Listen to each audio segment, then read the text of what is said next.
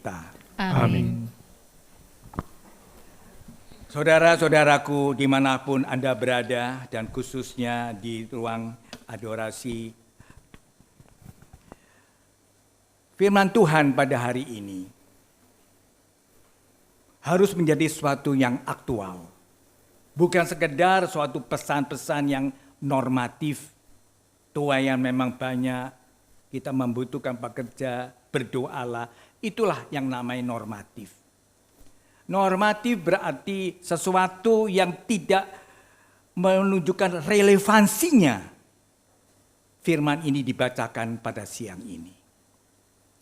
Kalau kita melihat struktur dari Injil Matius yang diawali dengan bab 4. Kita tahu bahwa bab 4 sampai dengan bab 9 itu isinya adalah apa yang dilakukan Yesus untuk menghadirkan, untuk menunjukkan misinya kerajaan Allah itu.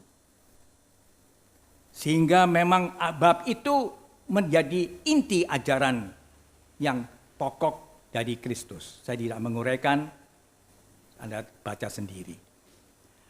Sehingga bab 9 itu menutup seluruh kegiatan Yesus, termasuk penghinaan orang terhadap Yesus, seperti yang kita juga tadi dengar dalam Injil Matius bab 9 ini. Lalu kemudian juga menjadi kesimpulan dari bab sebelumnya.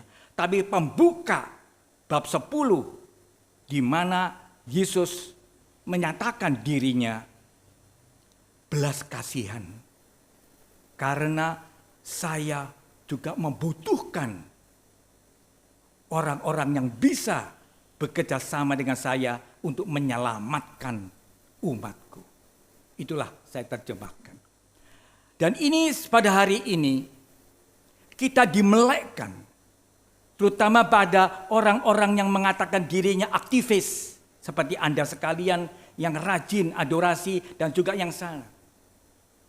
Sehingga firman mengatakan tuaian banyak pekerja kurang, itu tidak hanya sekedar suatu formality, tapi suatu tantangan bagi kita sekarang menghadapi corona ini. Corona inilah ladang yang perlu diselamatkan.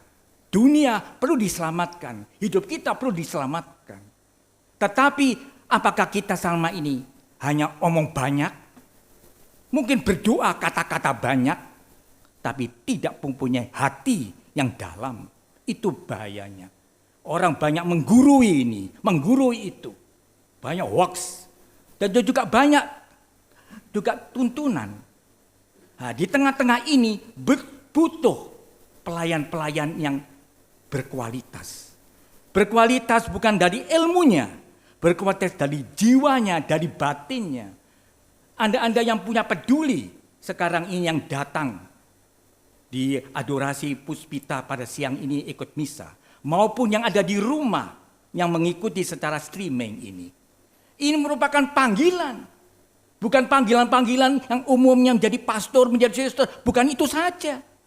Untuk apa banyak suster banyak ini, tapi tidak berbuat apa-apa. Hanya untuk memenuhi gereja formal. Tapi sekarang ini siapa itu imam? Siapa itu suster? Anda sekalian, orang yang merasa terpanggil untuk ikut serta. Untuk berbuat apa Anda sekalian ini? Jadilah pelayan dirimu sendiri dulu.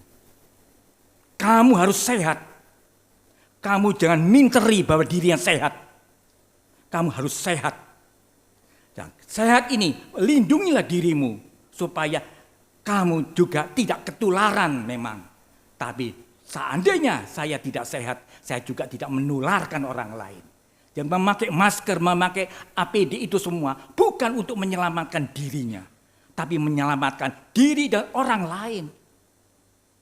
Jadi pelayanan kita adalah pelayanan sadar orang tidak bisa sendirian di dalam melayani, di dalam membangun kerajaan Allah. Kita membutuhkan orang lain. Uang, kekuasaan semuanya sekarang ini dilumpuhkan.